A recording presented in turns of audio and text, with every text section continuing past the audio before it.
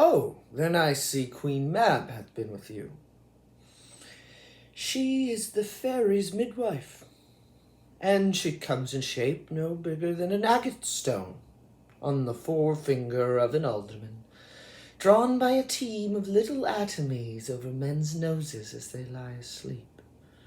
Her chariot is an empty hazelnut made by the joiner's squirrel or old grub, time out of mind the fairy's coachmakers.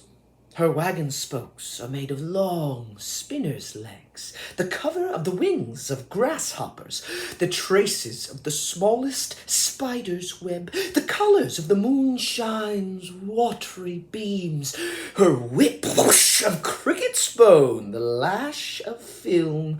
Her wagoner is a small gray-coated gnat, not half so big as a round little worm pricked from the lazy finger of a maid.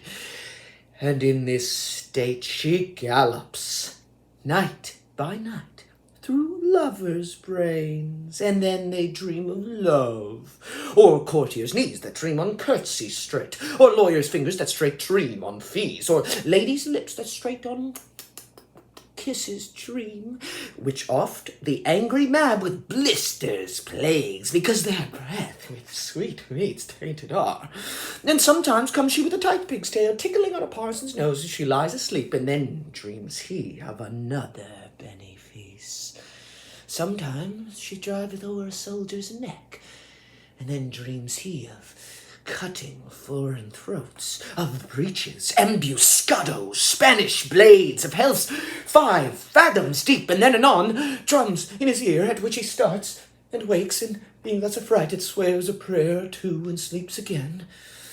This is that very Mab that plats the manes of horses in the night and bakes the elf flocks in foul, sluttish hairs, which once untangled much misfortune bodes. This is the hag, when maids lie on their backs, that presses them and learns them first to bear, making them women of good carriage. This is she. True, I talk of dreams, which are the children of an idle brain, begot of nothing but vain fantasy, which is as thin of substance as the air, and more inconstant than the wind, who woos even now the frozen bosom of the north, and being angered, puffs away from thence, turning his face to the dew-dropping south.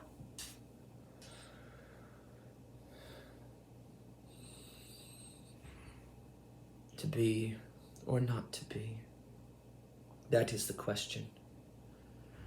Whether 'tis nobler in the mind to suffer the slings and arrows of outrageous fortune, or to take arms against a sea of troubles and by opposing end them. To die, to sleep, no more. And by a sleep to say we end the heartache, the 1,000 natural shocks that flesh is heir to.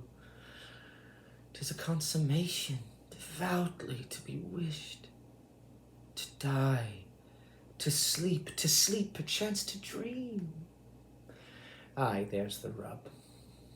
For in that sleep of death, what dreams may come, when we have shuffled off this mortal coil, must give us pause.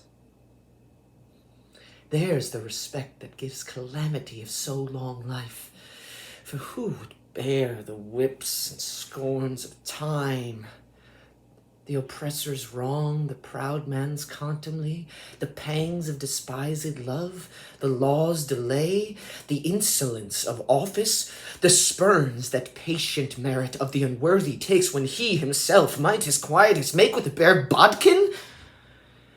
Who would fardels bear, to grunt and sweat under a weary life, but that the dread of something after death, the undiscovered country from whose bourne no traveller returns, puzzles the will, and it makes us rather bear those ills we have than fly to others we know not of.